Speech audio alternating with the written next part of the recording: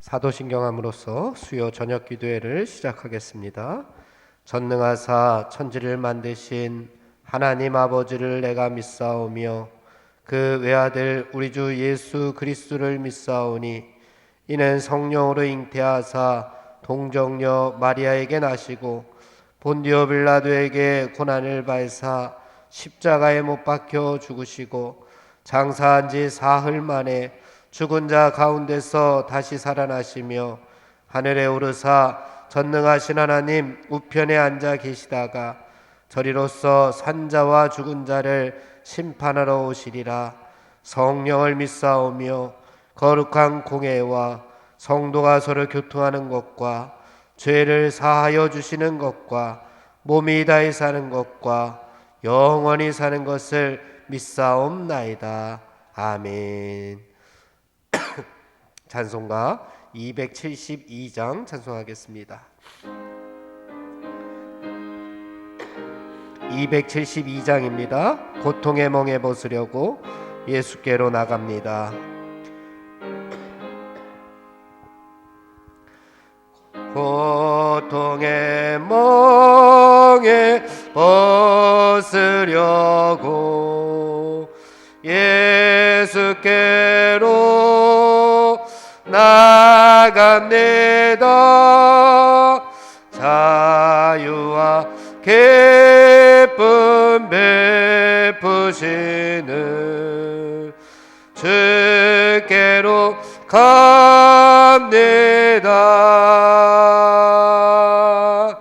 병든 내 몸이 튼튼하고 빈궁한 삶이 부해지며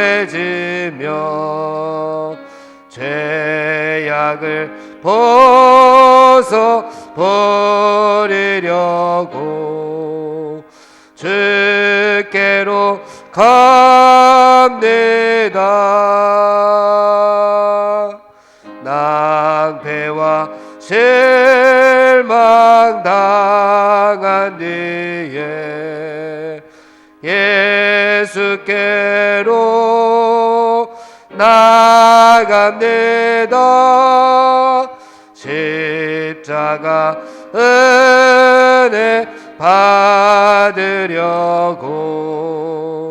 주께로 갑니다. 슬프다 마음 위로받고 인생의 풍파 찬잔하며 영광의 찬송 부르려고 주께로 갑니다. 교만한 마음을 내버리고 예수께로 나갑니다. 복되신 말씀 따르려고 주께로 갑니다. 실망한 내 몸 힘을 잃고 예수의 크신 사랑받아 하늘의 기쁨 맛보려고 주께로 갑니다. 죽음의 길을 벗어나서 예수께로 나갑니다. 영원한 집을 바라보고 주께로 갑니다. 멸망의 보구 헤어나와 평화의 나라 다다라서 영광의 주를 배우려고 주께로 갑니다. 아멘. 273장 전송하겠습니다.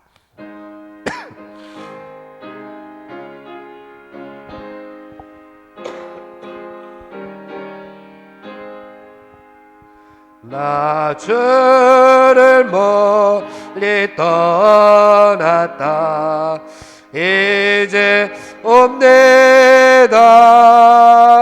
나 죄의 길에 시달려 주여 옵니다. 나의 죄 왔으니 내 집을 찾아 주여 나를 받으사 맞아 주소서. 그 귀한 세월 보내고 이제 옵니다. 나 내어지는 눈물로 주여 옵니다. 나의 죄 왔으니 내 집을 찾아 주여 나를 받으사 맞아 주소서. 죄에 매여 고달파 옵니다. 주 크신 사랑 받고자 주여 옵니다. 나의 죄 왔으니 내 집을 찾아 주여 나를 받으사 맞아 주소서.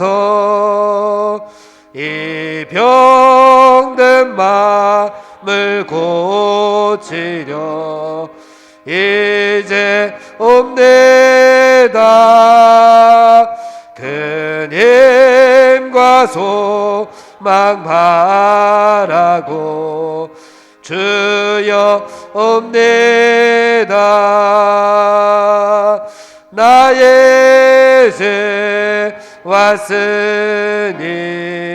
내 집을 찾아 주여 나를 받으사 맞아 주소서. 나 바랄 것이 무언가 우리 주 예수 날 위해 죽임 당하심 믿고 옵니다. 나의 죄 왔으니 내 집을 찾아 주여 나를 받으사 맞아 주소서. 나의 죄 왔으니 내 집을 찾아 주여 나를 받으사 받으사 맞아 주소서. 나의 죄 왔으니 나의 죄 왔으니 내 집을 찾아 주여 나를 받으사 맞아 주소서. 오늘도 말씀의 은혜 받기 위해서 우리 주여 한번 부르고 통성으로 하나님 앞에 기도하겠습니다. 주여 하나님 아버지 감사합니다. 오늘도 하나님께서 저희들을 하나님의 백성 삼아 주시어서 오늘 하루 동안 또 하나님의 백성답게 하나님의 자녀답게 살다가 이 저녁에 하나님의 성전을 찾아 하나님 앞에 수요기도회로 모여 하나님을 찬양하며 하나님을 예배하며 하나님을 영화롭게 할 수 있는 귀한 시간을 저희들에게 허락하여 주신 것을 감사합니다. 오늘도 하나님의 말씀답게 살았는지 하나님의 뜻대로 살았는지 다시 한번 돌아보는 귀한 시간 될 수 있도록 은혜 베풀어 주시옵소서. 하나님 오늘도 요한복음의 말씀을 살펴볼 때에 하늘의 권세 있는 말씀을 저희들에게 들려 주시옵소서. 하나님 말씀하여 주시옵소서. 하나님 음성을 들려 주시옵소서. 하늘의 음성을 들려 주시어서 우리가 아멘으로 화답하게 하시고 그 말씀의 씨앗이 우리의 심령 가운데 떨어져 많은 열매들을 맺을 수 있도록 인도하여 주시옵소서. 그래서 우리가 세상 가운데 살아가면서 하나님의 말씀의 권세로 사탄 권세를 다 이기게 하시고 세상의 악한 풍조들을 다 이기게 하시고 개인의 정욕들을 다 이길 수 있는 하늘의 권세 있는 말씀이 우리의 심령 가운데 뿌려질 수 있도록 하나님 오늘도 은혜를 베풀어 주시옵소서. 오늘도 말씀을 전하시는 목사님과 함께하여 주시옵소서. 하늘의 권세 있는 말씀을 전하시기에 부족하지 아니하도록 말씀의 능력을 더하여 주시옵소서. 우리들에게는 한없는 하나님의 은혜의 시간, 성령 충만한 시간, 아멘으로 화답하는 귀한 시간 되게 하여 주시옵소서. 은혜를 베풀어 주시옵기를 간절히 빌고 오나오며 예수님의 이름으로 기도하옵나이다. 아멘. 오늘 우리에게 주시는 하나님의 말씀 요한복음 2장 1절에서 12절까지의 말씀을 함께 봉독하겠습니다.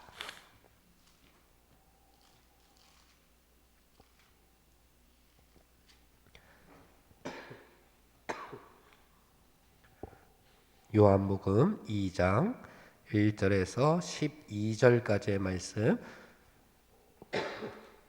우리 한 목소리로 봉독합니다. 사흘째 되던 날 갈릴리 가나에 혼례가 있어 예수님의 어머니도 거기 계시고 예수님과 그 제자들도 혼례의 청함을 받았더니 포도주가 떨어진지라 예수님의 어머니가 예수님에게 이르되 저들에게 포도주가 없다 하니 예수께서 이르시되 여자여 나와 무슨 상관이 있나이까 내 때가 아직 이르지 아니하였나이다. 그의 어머니가 하인들에게 이르되 너희에게 무슨 말씀을 하시든지 그대로 하라 하니라. 거기 유대인의 정결 예식을 따라 두세 통 드는 돌 항아리 6이 놓였는지라. 예수께서 그들에게 이르시되 항아리에 물을 채우라 하신즉 아기까지 채우니 이제는 떠서 연회장에게 갖다 주라 하심에 갖다 주었더니 연회장은 물로 된 포도주를 맛보고도 어디서 났는지 알지 못하되 물 떠온 하인들은 알더라.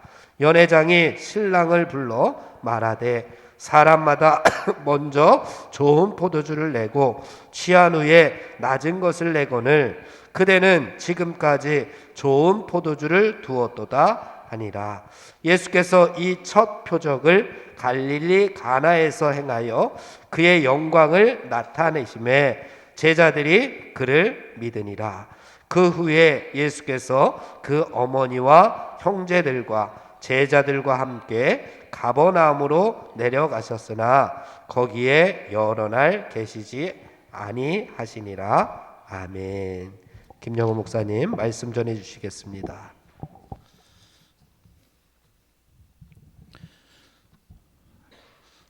저번 시간에 우리는 예수님께서 제자들을 부르시는 그 장면을 함께 나누었습니다.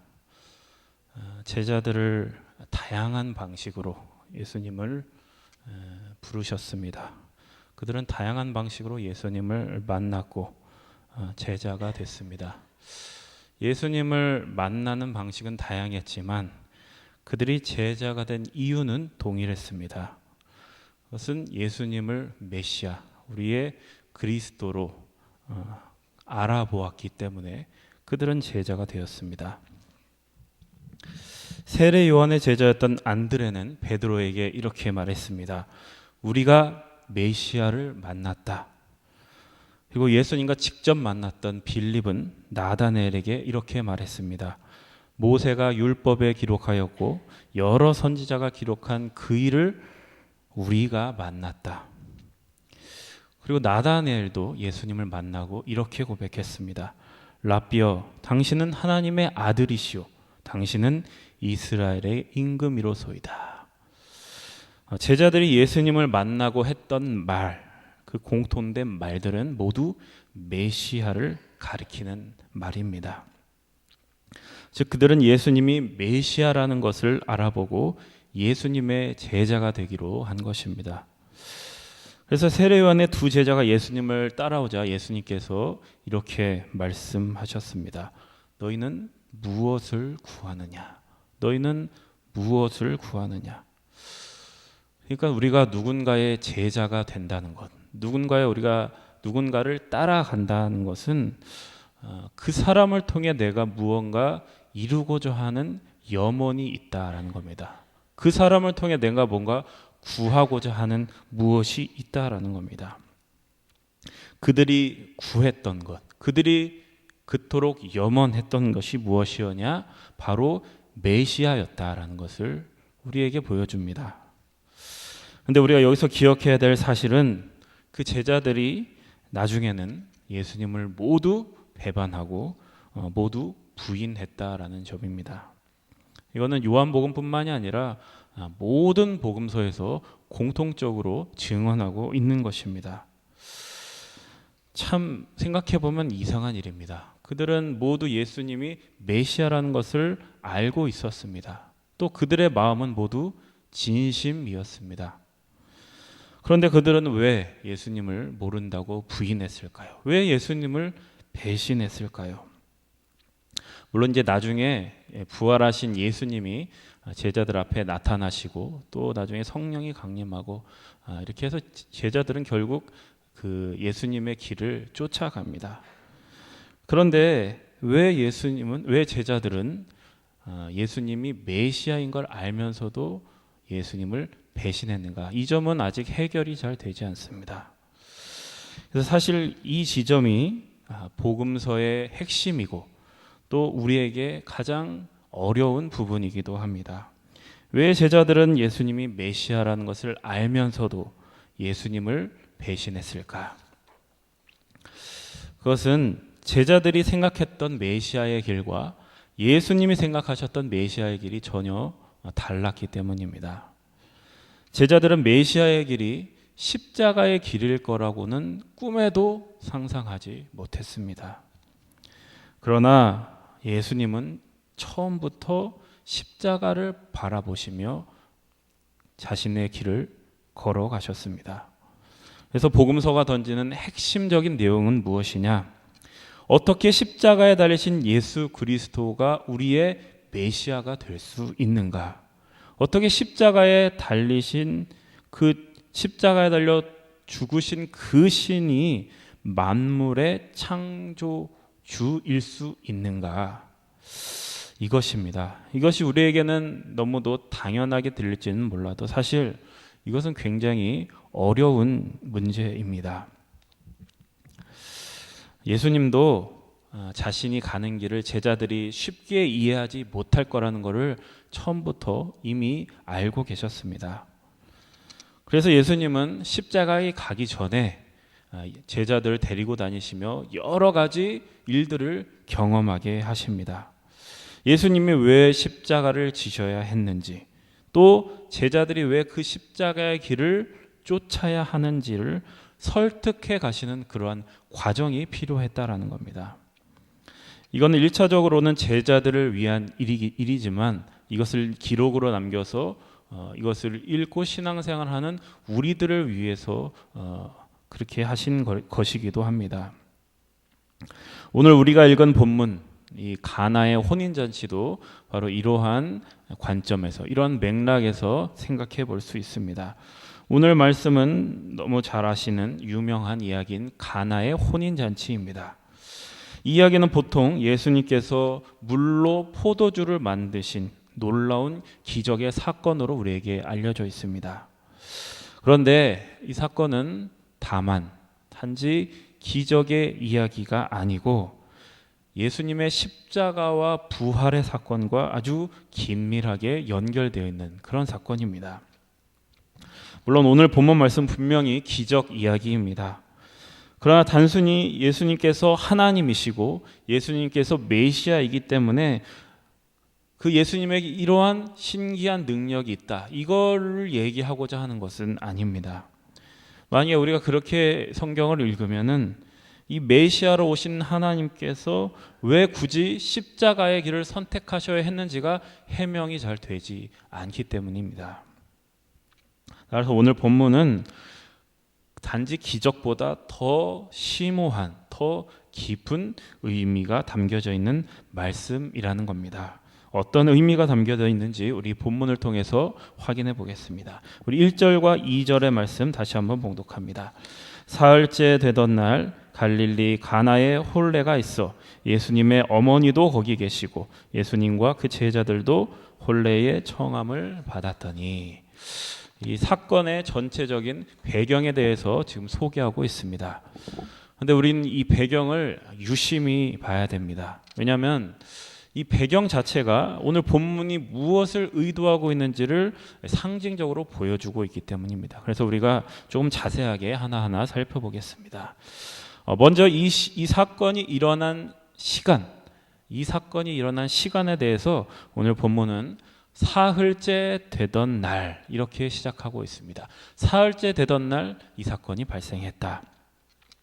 그런데 사흘째 되던 날이라는 이 표현은 바로 앞에서 일어난 사건과 연관이 되어 있다, 이런 이제 뉘앙스를 풍기고 있습니다. 그래서 우리는 이 사건을 1장과의 연관성 속에서 살펴보아야 됩니다. 우리 1장으로 한번 잠깐 되돌아가 보겠습니다. 1장 말씀을 보시면은 처음에 우리가 했던 것이 1절에서 18절까지가 요한복음의 서곡입니다. 서문. 그리고 서문 이후에 19절부터가 이제 실질적으로 첫째 날에 벌어진 이야기들을 담고 있습니다. 그리고 19절에 보시면 19절이 이제 첫째 날이고 29절에 보시면 뭐라고 시작합니까? 이튿날 이렇게 시작이 됩니다. 그러니까 여기가 지금 두 번째 날 이루어진 이야기. 그리고 35절에 보시면 또 뭐라고 돼 있죠?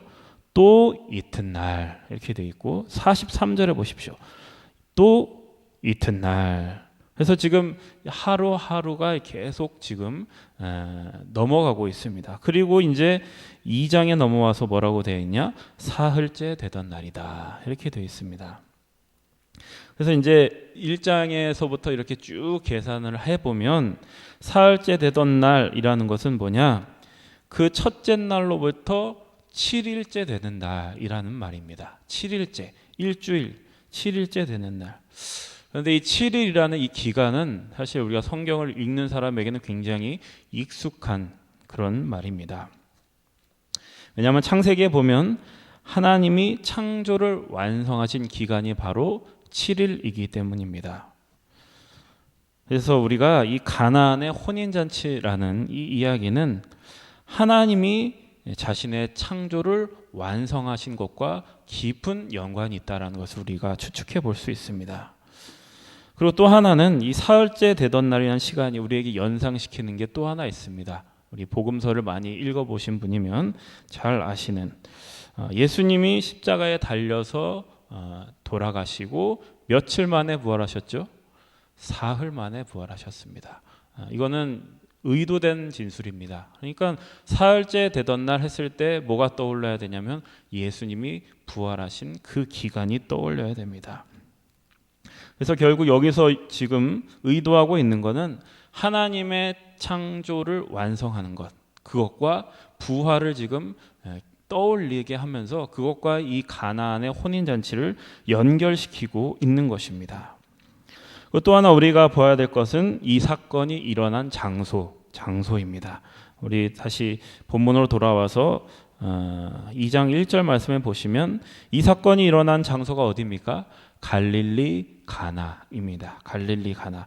이 갈릴리 가나는 예수님의 제자 중에 나다네엘이라는 제자의 고향입니다. 왜 나다네엘의 고향에서 이 사건이 굳이 발생을 했을까? 그것은 우리가 1장 마지막 절에서 나다네엘과 예수님이 나누었던 그 대화와 이 사건이 연결되어 있다라는 것을 지금 보여주고 있는 겁니다. 우리 1장 마지막 절을 한번 다시 보겠습니다. 1장 마지막 절에 마지막 절 전부터 50절부터 보면 이렇게 되어 있습니다. 예수님이 뭐라고 말씀하셨냐? 내가 너를 무화과 나무 아래에서 보았다 하므로 믿느냐? 이보다 더 큰 일을 보리라. 또 이르시되 진실로 진실로 너희에게 이르노니 하늘이 열리고 하나님의 사자들이 인자 위에 오르락 내리락 하는 것을 보리라. 그러니까 나다네엘이 이제 무화과 나무 아래에서 보았던 것, 예수님을 만나면서 보았던 것, 그것과는 비교도 안 되는, 또 나다네엘이 예수님을 통해서 앞으로 보게 될 더 큰 일, 하늘이 열리고 하나님의 사자들이 인자 위에 오르락 내리락 하는 그 일이 바로 무엇이냐? 그 일이 바로 예수님의 부활이라고 얘기하는 겁니다. 하나님의 창조의 완성으로서의 부활을 지금 말하고 있는 것입니다. 그렇다면 우리가 정리해보면 이 가나안의 혼인잔치가 무엇을 의도하고 있느냐? 하나님께서 예수님의 부활을 통해 자신의 창조를 완성하실 것을 지금 상징적으로 우리에게 보여주는 사건이라는 겁니다. 그리고 우리가 또 하나 생각해 봐야 될 것이 있습니다.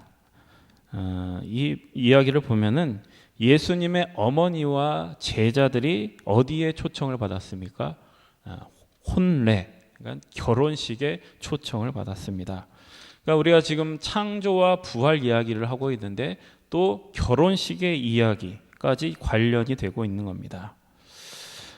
이 유대인들의 결혼식의 특징은 7일 동안 진행이 된다는 겁니다. 결혼식과 그 결혼 혼인 잔치가 7일 동안 계속 진행이 됩니다. 근데 여기서도 이 7일은 하나님의 창조의 완성과 연관이 계속되고 있는 겁니다. 그러니까 하나님이 창조를 완성하신다는 것이 어떠한 의미인지를 이 결혼식이라는 이 상황을 통해서 보여주는 겁니다. 여러분, 우리가 성경을 보면은 이 하나님과 교회의 관계, 하나님과 이 신자의 관계를 남편과 아내 혹은 신랑과 신부의 관계로 표현을 합니다. 그만큼 하나님과 교회의 관계가 부부처럼 친밀한 관계다라는 뜻을 담고 있습니다. 따라서 여기서 말하고자 하는 것은 하나님이 예수 그리스도를 부활을 통해서 자신의 창조를 완성하신다라는 것은 마치 부부와 같은 그 친밀한 관계를 회복시키겠다, 온전히 회복시키는 것과 같다라는 의미를 지금 보여주고 있습니다. 이것이 바로 이 가나안의 혼인잔치의 배경이 우리에게 보여주는 것입니다. 자, 그렇다면은 이 혼인잔치에 지금 예수님의 제자들이 청함을 받았습니다. 초청이 됐습니다. 그럼 이 혼인잔치에 예수님의 제자들이 청함을 받았다는 것은 무엇이냐? 지금까지 이야기했던 그 창조와 부활과 그 온전한 연합, 하나님과의 연합, 이 모든 일에 제자들이 초청을 받았다. 제자들이 그 일에 부르심을 받았다. 동참하는 자로 부르심을 받았다라는 그런 뜻을 가지고 있는 것입니다. 자, 지금부터는 이 결혼식에서 구체적으로 어떤 일이 벌어졌는지를 한번 살펴보도록 하겠습니다. 우리 3절과 4절의 말씀 봉독합니다. 포도주가 떨어진지라 예수님의 어머니가 예수님에게 이르되 저들에게 포도주가 없다 하니 예수님께서 이르시되 여자여 나와 무슨 상관이 있나이까 내 때가 아직 이르지 아니하였나이다. 자, 이제 혼인잔치에 참석을 했습니다. 그런데 갑자기 포도주가 떨어지는 일이 발생합니다. 우리가 이 말씀을 보면 잔치하다가 술 좀 떨어진 게 뭐가 그렇게 대수냐라고 생각할지 모르겠습니다. 그러나 이 유대인의 혼인잔치에서 포도주가 떨어진다는 것은 굉장히 심각한 일입니다. 왜냐하면 이 혼인잔치에서 포도주라는 것은 굉장히 중요한 것이기 때문에 그렇습니다. 그래서 이 포도주가 이제 혼인잔치가 7일 동안 계속되니까 그 7일 동안 포도주를 떨어뜨리지 않고 계속 공급해 주는 일이 이 혼인잔치의 즐거움, 이 혼인잔치의 흥을 계속해서 유지하는 데 필수적인 것이다라는 겁니다. 그런데 갑자기 이 사실을 알게 된 예수님의 어머니께서 예수님께 이렇게 말씀하십니다. 뭐라고 하시냐? 저들에게 포도주가 없다. 저들에게 포도주가 없다.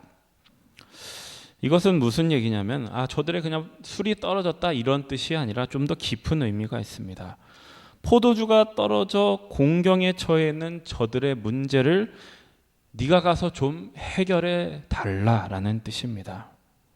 근데 우리는 좀 이 이야기가 잘 이해가 되지 않습니다. 왜 예수님께 이런 부탁을 하는 것일까? 예수님이 무슨 포도주를 담당하는 사람도 아니고 이 결혼식을 주최하는 사람도 아닐진데 왜 예수님께 이런 부탁을 하는지 잘 이해가 되지 않습니다. 그래서 우리는 이 이야기를 우리가 어떤 일반적인 상황에서 벌어지는 게 아니라 제자들에게 어떤 메시지를 주기 위해서 특수하게 설정된 상황이다라는 것을 우리가 이해해야 됩니다.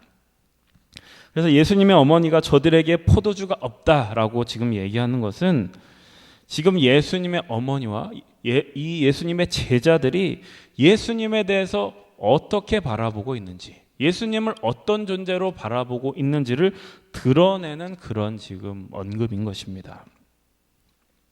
예수님의 어머니는 예수님을 임신했을 때부터 자기 아이가 보통 사람이 아니라는 것을 이미 알고 있었습니다. 제자들도 예수님을 만나고 그것을 알았습니다. 예수님은 보통 사람이 아니다. 예수님은 메시아다라는 것을 알고 있었습니다. 그래서 그들이 생각하는 예수님은 어떤 존재였냐? 어떤 문제든지 해결할 수 있는 능력 있는 분이다라는 그런 생각이 이미 있었던 것입니다. 따라서 예수님의 어머니가 저들에게 포도주가 없다라는 것은 어떠한 요구입니까? 저들의 문제를 해결함으로써 예수님이 메시아가 되신다는 것을 스스로 증명해 달라는 그런 요구인 것입니다. 여러분, 사실 이러한 요구는 우리가 신앙생활을 하면서 하나님께 우리가 하는 기대이기도 하고 우리가 하나님께 늘 하는 요구이기도 합니다. 그런데 우리 예수님은 전혀 엉뚱한 대답을 하십니다. 예수님이 뭐라고 답하시는지 우리 4절 말씀해 보겠습니다. 여자여 나와 무슨 상관이 있나이까 내 때가 아직 이르지 아니하였나이다. 예수님은 지금 자신이 메시아임을 증명해 달라라는 그 요구에 응하시지 않고 있습니다. 대신 이렇게 말씀하십니다. 내 때가 아직 이르지 않았다. 물론 우리는 이 이야기에 대해서 잘 알고 있기 때문에 나중에 이 이야기가 어떻게 진행될지 우리는 알고 있습니다.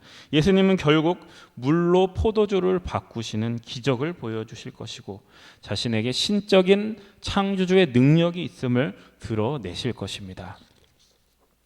그러면 왜 예수님은 그냥 기적을 보여주시면 될 일인데 굳이 왜 내 때가 아직 이르지 않았다 이렇게 말씀을 하셨을까? 이런 의문이 듭니다. 저는 이 말을 제가 나름대로 한번 의역을 해본다면 이렇게 얘기할 수 있을 겁니다. 나는 너희의 문제를 해결할 수 있는 능력이 있다. 나는 너희들의 메시아다. 그러나 그 문제를 해결하는 방식은 너희들이 원하고 너희들이 기대하는 방식은 아닐 것이다. 그리고 그 방식이 무엇인지는 때가 되면 너희가 알게 될 것이다. 우리는 이 이야기를, 이 성경 복음서기를 다 알고 있기 때문에 그 때가 언제인지를 우리는 다 알 수 있습니다. 그때는 무엇이냐? 예수님께서 십자가에 달리셔서 이제 다 이루었다 라고 말씀하실 바로 그 때를 의미하는 것입니다. 나는 너희를 구원할 메시아다. 그러나 내 힘으로 내가 메시아인 것을 증명하진 않겠다. 그것은 내가 원하는 방식도 아니고 하나님이 원하시는 방식도 아니다. 나는 십자가에서 죽고 다시 부활하는 방식으로 너희들의 메시아가 될 것이다. 지금 예수님은 이런 이야기를 하고 계신 겁니다. 아마 이 예수님의 대답을 듣고 이 예수님의 어머니는 그 말씀을 잘 이해했던 것 같습니다. 그래서 그녀는 하인들에게 지금부터 예수님이 하시는 말씀에 무조건 순종해라 라고 주문합니다. 우리가 그 하인들의 순종을 통해 과연 어떤 일이 벌어졌는지 한번 확인해 보겠습니다. 우리 5절에서 10절까지 말씀 봉독하겠습니다. 그의 어머니가 하인들에게 이르되 너희가 무슨 말씀을 하시든지 그대로 하라 하니라. 거기에 유대인의 정결 예식을 따라 두세 통 드는 동항아리 6이 놓였는지라. 예수께서 그들에게 이르시되 항아리에 물을 채우라 하신즉 아귀까지 채우니 이제는 떠서 연회장에게 갖다 주라 하심에 갖다 주었더니 연회장은 물로 된 포도주를 맛보고도 어디서 났는지 알지 못하되 물 떠온 하인들은 알더라. 연회장이 신랑을 불러 말하되 사람마다 먼저 좋은 포도주를 내고 취한 후에 낮은 것을 내거늘 그대는 지금까지 좋은 포도주를 두었다 하니라. 예수님께서 말씀하신 대로 그대로 순종했던 하인들, 그들을 통해서 지금 벌어진 일들입니다. 예수님은 하인들에게 이렇게 말씀하십니다. 6개의 돌 항아리에 지금부터 물을 채워라. 그러자 하인들이 물을 채웁니다. 아주 가득 채웁니다. 이 물이 가득 채우자 예수님은 그것을 떠서 연회장에게 갖다 주라고 말씀하십니다. 그래서 말하는 연회장은 그 연회의 총 책임자를 얘기하는 겁니다. 그 연회장에 그 물을 갖다 줘라. 그랬더니 무슨 일이 일어났습니까? 그 물이 아주 질이 좋은 최상급의 포도주로 변해 있었습니다. 정말 놀라운 일이 벌어진 것입니다. 그 하인들은 얼마나 놀랐겠습니까? 그 물이 포도주가 될 줄로 상상도 못했을 것입니다. 그러나 정작 그 연회장은 지금 어떤 일이 벌어져 있는지를 모르기 때문에 모르고 있었던 것입니다. 단지 연회장이 생각할 때 한 가지 이상한 점이 있었습니다. 그것은 이 포도주의 질이 자기의 생각보다 너무나 좋았던 것입니다. 우리가 잔치를 시작할 때는 처음에는 최상품의 포도주를 내놓습니다. 그리고 이제 하객들이 포도주를 어느 정도 마시고 이제 잔치가 무르익고 이제 조금 미각이 둔해질 때쯤에 이제는 조금 질이 낮은 그런 포도주를 내놓습니다. 이거는 뭐 꼼수를 부리는 게 아니라 당시의 상식적인 문화가 그렇습니다. 그런데 이제 지금 잔치가 한창 무르익었을 때 이제 포도주가 나왔는데 포도주를 맛을 보니까 이게 최상급의 포도주인 것입니다. 그래서 이 연회장은 놀라서 신랑을 불렀습니다. 신랑을 부른 것은 이 사람이 생각할 때 신랑이 이 최상급의 포도주를 좀 쟁여두고 있었구나 이렇게 이제 생각을 한 것입니다. 그런데 어쨌든 그 일이 어떻게 됐든 결과적으로 이 일은 신랑의 명예를 드높이는 일이 되었습니다. 포도주가 끊기지 않고 오히려 최상급의 포도주가 나왔으니 그 신랑 입장에서는 정말 자신의 그런 명예가, 자신의 영광이 높아지는 그런 일이 된 것입니다. 그러나 이 일들이 어떻게 이루어졌는지 이 과정을 제대로 아는 사람은 하인들입니다. 이 하인들만은 이게 어떻게 되어진 일들인지를 그 진실을 알고 있었던 겁니다. 그렇다면 이 놀라운 이야기가 어떻게 마무리가 되는지 우리 11절 말씀 봉독합니다. 예수께서 이 첫 표적을 갈릴리 가나에서 행하여 그의 영광을 나타내심에 제자들이 그를 믿으니라. 그래서 우리가 주목해야 될 것은 첫 번째, 예수님께서 이 첫 표적이다라고 명명하셨다는 겁니다. 표적이다. 이 이야기는 예수님의 첫 표적이다. 그래서 이제 표적이라고 하는 것은 쉽게 말하면 표지판이라고 생각하시면 됩니다. 우리가 이제 자동차를 타고 처음 어떤 초행지에 가면은 지금은 이제 내비게이션을 켜고 가면 되지만 이 내비게이션이 없을 때에는 우리가 그 중간 중간에 방향을 알려주는 이 표지판을 보고 따라갈 수밖에 없습니다. 그래서 이제 이 표지판이라는 것은 출발지와 목적지 사이에서 중간 중간에 이렇게 꼽혀가지고 우리에게 그 목적지까지 도달할 수 있는 그런 역할을 우리에게 해준다라는 겁니다. 그런데 우리는 예수님의 목적지가 어딘지 우리는 이미 알고 있습니다. 그 목적지는 바로 십자가와 부활이 목적지입니다. 따라서 가나안의 혼인잔치에서 벌어진 이 사건이 첫 표적이라는 것은 이 십자가의 부활이라는 목적지로 가기 위한 첫 번째 표지판, 첫 번째 관문이라는 뜻입니다. 그러니까 첫 번째 관문이라는 것은 뭐냐? 앞으로도 중간에 거쳐가야 될 많은 관문과 표지판들이 있다는 뜻이기도 한 것입니다. 그럼 우리는 이러한 질문을 할 수 있습니다. 왜 예수님은 목적지로 직행하지 않으시고 그 중간중간에 여러 관문을, 그 표지판들을 거쳐서 가시는가? 이 질문에 대한 실마리가 우리 11절 말씀 마지막 문장에 있습니다. 이 중요한 얘기입니다. 이 11절 마지막에 뭐라고 되어 있습니까? 제자들이 그를 믿으니라. 우리가 이제 이 이야기를 처음부터 끝까지 한번 쭉 훑어봤습니다. 가나안 혼인잔치에서 벌어진 그 놀라운 사건의 결말이 뭐라고 되어 있냐? 제자들의 믿음으로 결론을 맺습니다. 여러분, 이것이 의미하는 것이 무엇일까요? 예수님께서 여러 표적을 거쳐가신 이유가 바로 제자들의 믿음 때문이라는 것입니다. 우리는 이 말씀을 통해서 이 믿음에 대해서 한번 깊이 생각해 봐야 됩니다. 여러분, 우리가 예수님을 믿는 목적이 무엇입니까? 예수님을 믿는 목적. 그것은 오늘 본문에서 우리가 보았던 바와 같이 십자가와 부활에 동참하는 것입니다. 그것이 바로 우리가 하나님이 우리를 예수님을 믿게 하시는 이유이고 우리를 제자로 또 성도로 부르시는 이유입니다. 그런데 여러분, 우리들의 신앙생활은 어떻습니까? 우리들의 신앙생활은 예수 믿고 구원받고 천국 가자, 그거 외에는 사실 그렇게 다른 내용이 없습니다.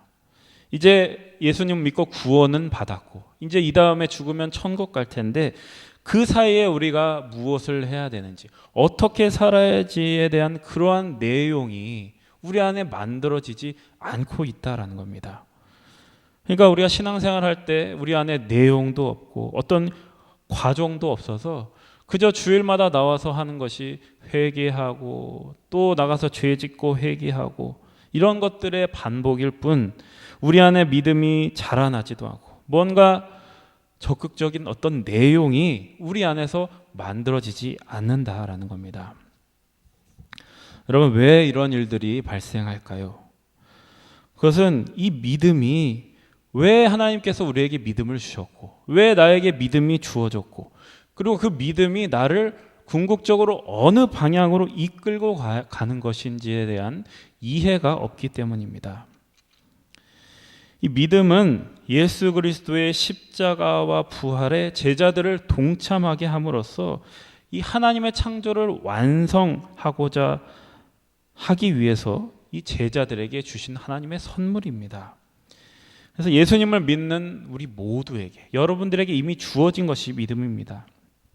근데 이 믿음의 특징은 처음부터 온전한 믿음으로 주어지지 않는다는 것입니다. 처음에는 누구나 작고 보잘것없는 믿음으로 시작을 합니다. 그런데 우리는 이 세상을 살아가면서 이 현실을 부딪히면서 크고 작은 일들을 경험하면서 여러 가지 표적을 보게 됩니다. 그리고 그 표적 속에서 또 때로는 여러 가지 고난 속에서 우리의 믿음은 점점 자라나게 되는 것입니다. 그런데 문제는 우리의 믿음이 이 방향을 잃고 있다라는 겁니다. 방향을 잃고 표류하고 있다는 게 문제입니다. 오늘 본문 말씀에 보면은 이 믿음의 목적지는 분명합니다. 바로 십자가를 통과해서 부활의 영광에 참여하는 것. 그것이 바로 하나님이 우리에게 주신 믿음의 목적지입니다. 이 십자가라는 것은 은혜를 알고 구원을 받은 사람만이 걸을 수 있는 영광스러운 길입니다. 이 십자가만 보면 우리가 이 길을 걸을 수 없습니다. 이 십자가 뒤에 반드시 부활이 있다라는 것을 우리가 기억할 때 십자가 뒤에 부활의 영광이 있다는 것을 아는 사람만이 이 길을 걸을 수 있기 때문입니다. 여러분, 오늘 말씀에서 이 혼인잔치에 포도주가 떨어졌다라는 것은 무엇입니까? 이 포도주가 떨어졌다는 것은 하나님 없이 살아가는 그런 인간들의 비극적인 현실을 말씀하는 것입니다. 인간은 끊임없이 행복해지길 원합니다. 행복을 추구합니다. 만족함을 추구합니다. 그러나 영원한 행복은 없습니다. 하나님 없는 인간에게, 하나님과 분리된 인간에게, 하나님과 떨어진 인간에게는 영원한 것은 없습니다. 영원한 생명도 없고, 영원한 기쁨도 없고, 영원한 만족도 없습니다. 하나님과 떨어진 인간에게 죽음을 피할, 하나님과 떨어져 있는 인간에게 죽음은 피할 수 없는 것입니다. 아무리 힘이 있고 아무리 대단한 사람도 결국엔 늙게 되고 결국에는 허무하게 죽게 됩니다. 이 솔로몬의 고백을 여러분 기억하실 겁니다. 헛되고 헛되니 모든 것이 헛되도다. 정말 세상에서 누릴 수 있는 모든 것을 다 누리고 너무나 화려하게 살았던 그 솔로몬이 자기의 인생을 정리하면서 우리에게 준 교훈입니다. 그러나 우리 예수 그리스도께서 죽음을 이길 수 있는 길을 우리에게 주셨습니다. 죽음을 이기는 길을 우리에게 만드셨습니다. 하나님과 함께 살아갈 수 있는 영생의 길을 우리에게 주신 것입니다. 영원한 생명, 영원한 만족, 영원한 기쁨과 영원한 생명이 있는 길에 우리를 초청하신 것입니다. 그 길이 바로 십자가의 길입니다. 하나님이 약속하신 그 영광을 바라보는 사람만이 이 십자가의 길에 동참할 수 있는 것입니다. 여러분, 이 십자가의 길, 이 영광의 길, 이 길에 여러분들이 부름을 받고 있습니다. 여러분, 이 사실을 기억하시고 예수님이 앞서 걸으셨던 그 십자가의 길, 그 부활의 길, 그 사랑의 길, 그 생명의 길에 기꺼이 동참할 수 있는 여러분들의 인생이 되시기를 축복합니다. 기도하겠습니다. 하나님 아버지, 우리를 하나님의 예수님의 제자로 부르셔서 십자가와 부활의 영광된 길로 초청하시니 감사드립니다. 우리가 얼마나 영광스러운 자리에 초청을 받았는지 깨닫게 하여 주셔서 우리가 기꺼이 주님의 길을 걸을 수 있는 용기와 능력을 허락하여 주시옵소서.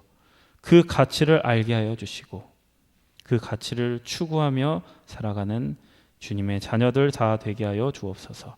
예수 그리스도의 이름으로 기도드립니다. 아멘. 찬송가 325장 부른 다음에 합심해서 기도하겠습니다.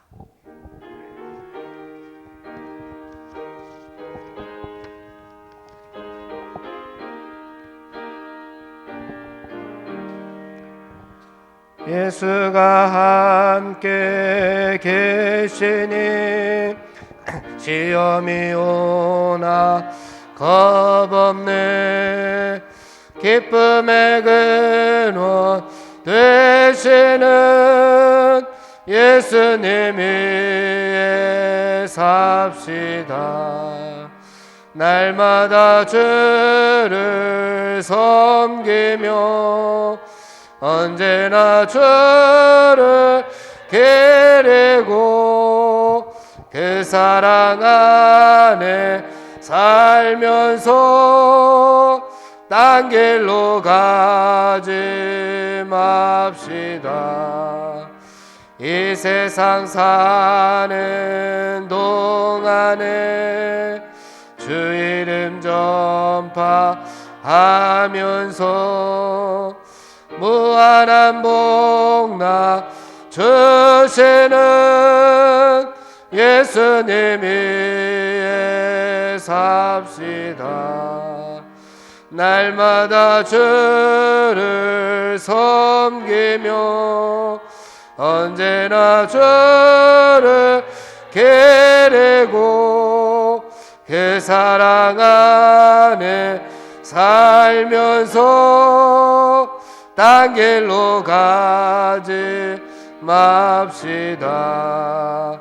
이 세상 살구 없어도 예수님 나의 친구니 불의한 일을 버리고 예수님 위에 삽시다. 날마다 주를 섬기며 언제나 주를 기리고 그 사랑 안에 살면서 딴 길로 가지 맙시다. 주께서 심판하실 때 잘했다 칭찬하리니 이러한 상급 받도록 예수님 위에 삽시다. 날마다 주를 섬기며 언제나 주를 기리고 그 사랑 안에 살면서 딴 길로 가지 맙시다. 아멘. 먼저 우리 나라와 민족을 위해서 하나님 앞에 기도하겠습니다.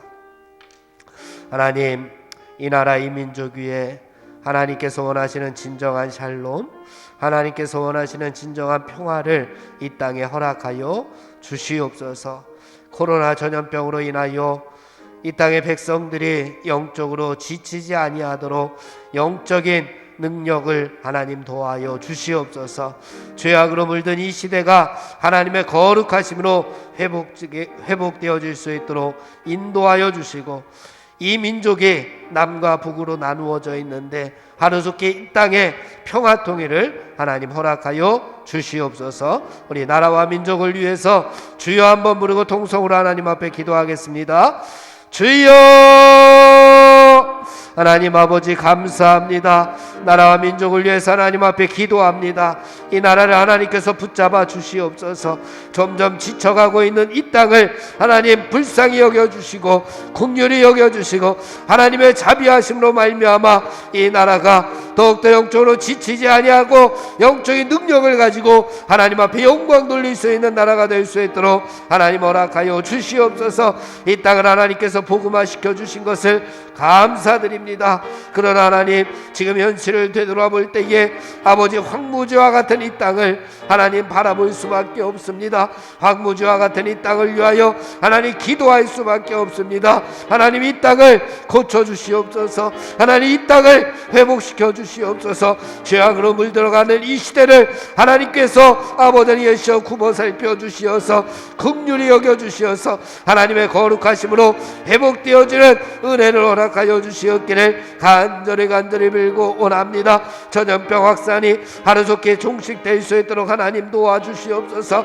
그래서 일상적인 생활로 다 되돌아갈 수 있도록 인도하여 주시고, 어려움 당하는 자들 하나님 이제 마음 놓고 하나님 앞에 찬양 찬양하게 하시고 아버지 예수 고난과 핍박 가운데 있는 백성들을 하나님께서 다 도와주시어서 평안할 수 있도록 하나님 인도하여 주시옵소서. 이 민족을 위하여 기도합니다.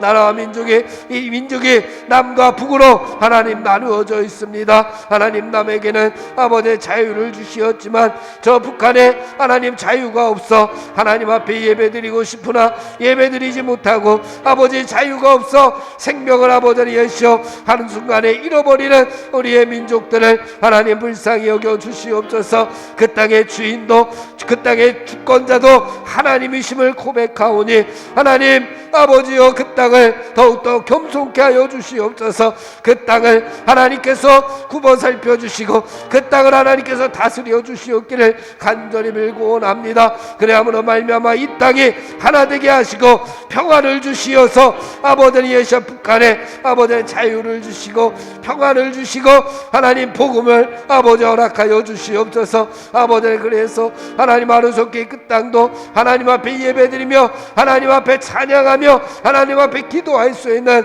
그날을 속히 허락하여 주시고 무너진 하나님의 성전들이 다시 한번 세워지며 놀라운 하나님의 능력을 체험하는 그날을 아버지 허락하여 주시옵소서. 하나님의 날을 허락하여 주시옵소서. 놀라운 은혜를 도와여 주시옵소서. 이 나라를 다스리시는 분이 하나님이심을 우리가 모두 다 고백하며 하나님을 찬양하는 이 나라 이 민족이 다 될 수 있도록 하나님 도와 주시옵소서.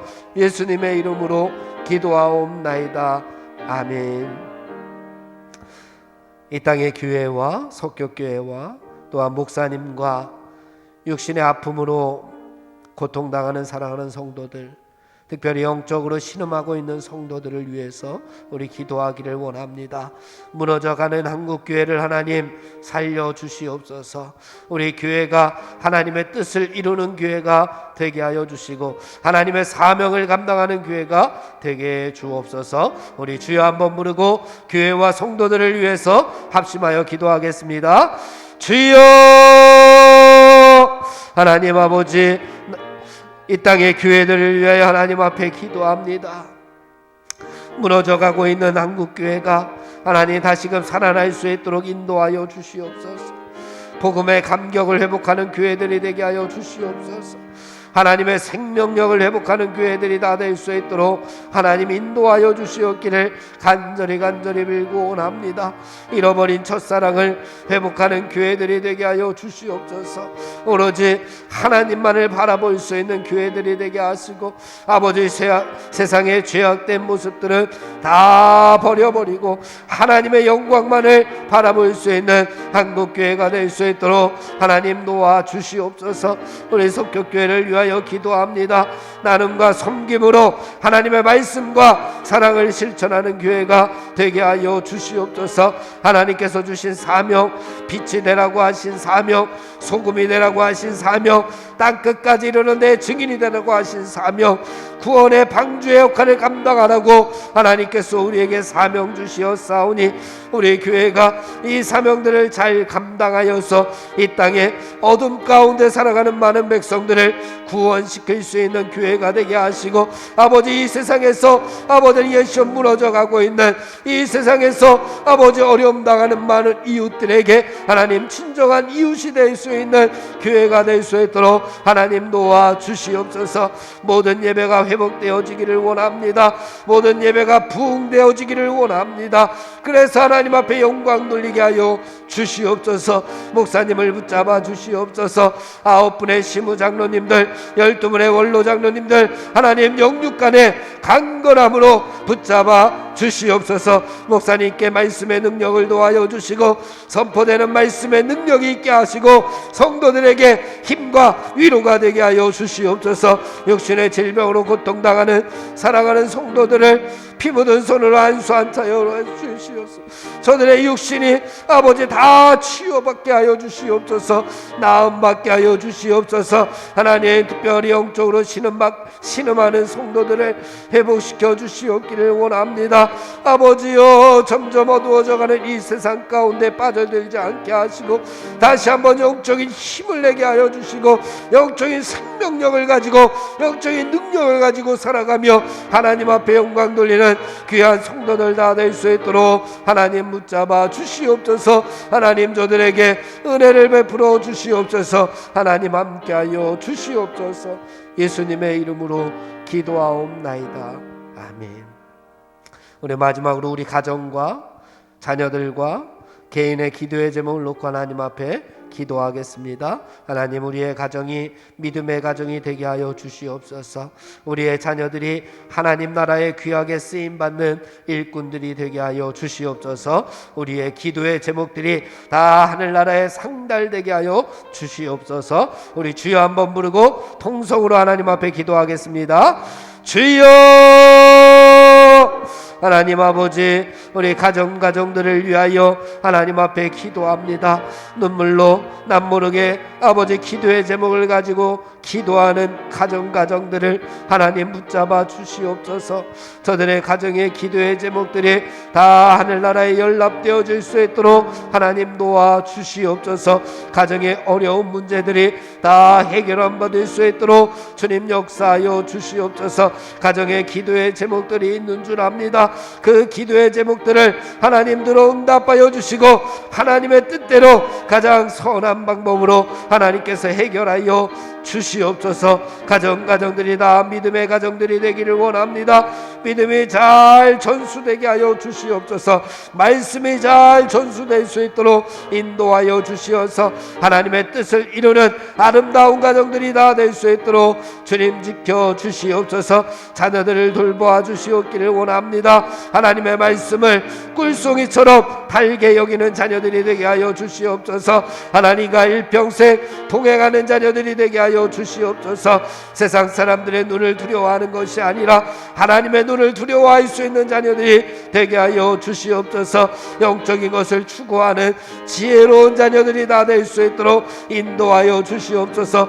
거룩하신 하나님처럼 아버지, 우리의 자녀들도 이 땅에서 거룩함을 가지고 살아갈 수 있도록 인도하여 주시옵소서. 세상과 적당히 타협하는 것이 아니라 세상 사람들이 감당할 수 없는 그리스도의 용사들이 다 될 수 있도록 하나님 도와주시옵기를 간절히 빌고 원합니다. 세상을 이길 수 있는 믿음을 도와여 주시옵소서. 세상의 악한 풍조를 이길 수 있는 지혜를 도와여 주시옵소서. 하나님, 개인의 기도의 제목들이 하나님의 뜻과 일치되게 하여 주시옵소서. 그래서 하나님 들어 응답하여 주시고 우리의 기도가 하나님 미랄이 되어서 썩어져 많은 열매를 맺는 기도가 될 수 있도록 하나님 역사하여 주시옵소서. 하나님께서 도우시고 인도하시고 함께하여 주심을 믿사옵고 예수님의 이름으로 기도하옵나이다.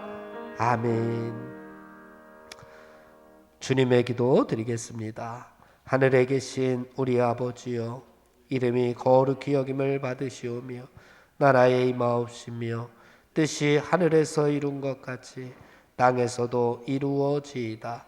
오늘날 우리에게 일용할 양식을 주옵시고 우리가 우리에게 죄 지은 자를 사하여 준 것 같이 우리 죄를 사하여 주옵시고 우리를 시험에 들게 하지 마옵시며 다만 악에서 구하옵소서. 대개 나라와 권세와 영광이 아버지께 영원히 있사옵나이다. 아멘.